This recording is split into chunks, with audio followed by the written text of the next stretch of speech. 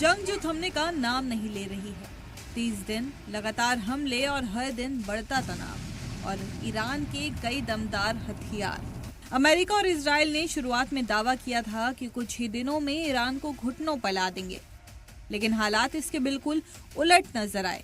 Iran ने Israel और America को करारा जवाब दिया। हालांकि इन 30 दिनों में ईरान को भी भारी नुकसान उठाना पड़ा।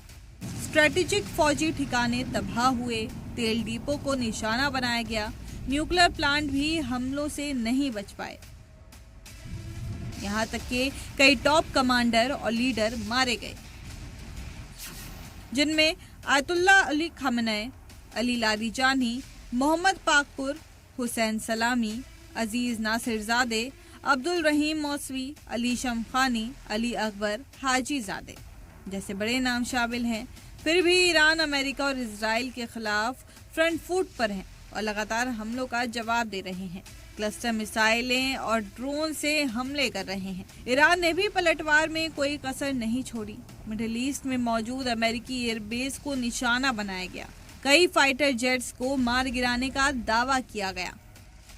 در ساعات گذشته دو مخفیگاه آنها به ترتیب در مخفیگاه اول بیش از 400 نفر و در مخفیگاه دوم بیش از 100 نفر در دبی پنهان شده بودند که هر دو مکان شناسایی و مورد هجوم موشک‌ها و پهپادهای نقطه زن دلاور مردان نیروی هوافضا و نیروی دریایی سپاه پاسداران انقلاب اسلامی قرار گرفتند که تلفات بسیار سنگینی بر آنها وارد گردید.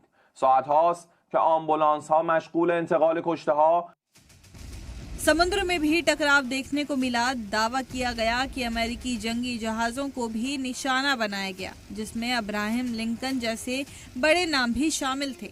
ईरान का ये एग्रेसिव रुख साफ इशारा देता है कि भारी नुकसान के बावजूद वो पीछे हटने को तैयार नहीं है। यही वजह है कि अमेरिका के सुर भी बदलने लगे। पहले ईरान को 5 दिन का अल्टीमेटम दिया, लेकिन ईरान नहीं माना। फिर 15 पॉइंट समझौते भेजे, लेकिन ईरान ने डील से इनकार कर दिया। हालांकि अमेरिकी सदर बड़ी बड़ी डींगे हाँक रहे हैं।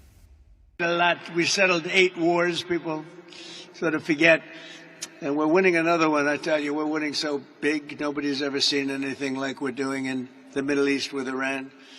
And they are negotiating, by the way, and they want to make a deal so badly, but they're afraid to say it because they figure they'll be killed by their own people.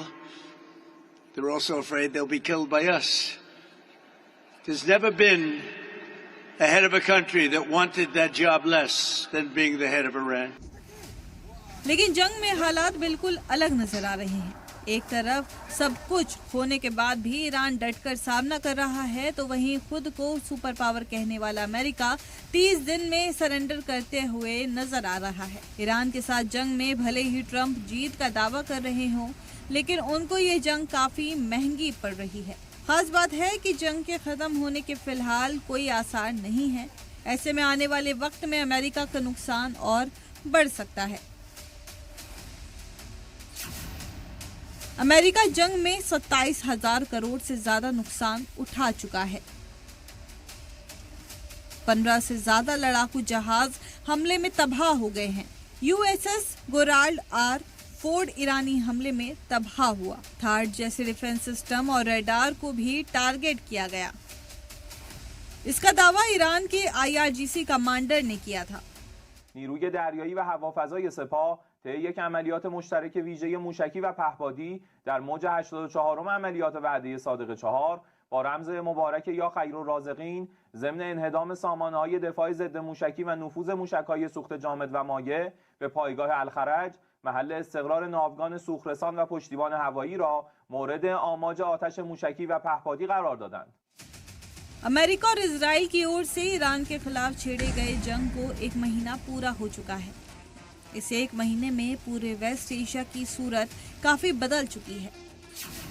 कच्चे तेल की कीमतें लगातार बढ़ रही हैं। कई मुल्क मिडिल ईस्ट जंग में उतर चुके हैं। जंग में अरब मुल्कों को काफी नुकसान हुआ। अमेरिका में मुखालिफत भी शुरू हो गई है। इस जंग का असर धीरे धीरे पूरी दुनिया पर भी देखने लगा है। इसके बावजूद दोनों ही फरीक की तरफ से अब तक कोई भी जंगबंदी के लिए पूरी तरह तैयार नहीं दिख रहा है। मिडिल ईस्ट में इस जंग ने दुनिया की चिंता बढ़ा दी है। तेल की कीमतों से लेकर इंटरनेशनल सियासत तक हर जगह इसका असर साफ दिखाई दे रहा है। 30 दिन की इस जंग ने ये साफ कर दिया है कि ये कॉन्फ्लिक्ट इतना आसान नहीं है जितना शुरुआत में समझा जा रहा था। ईरान अब भी मजबूती से खड़ा है और अमेरिका इजराइल के लिए ये जंग उम्मीद से कहीं ज्यादा लंबी और चैलेंजिंग बन चुकी है। तो क्या ये जंग अब और लंबी चलेगी या डिप्लोमेसी से निकलेगा कोई रास्ता? ये आने वाला वक्त ही बताएगा। ब्यूरो रिपोर्ट, सलाम टीवी।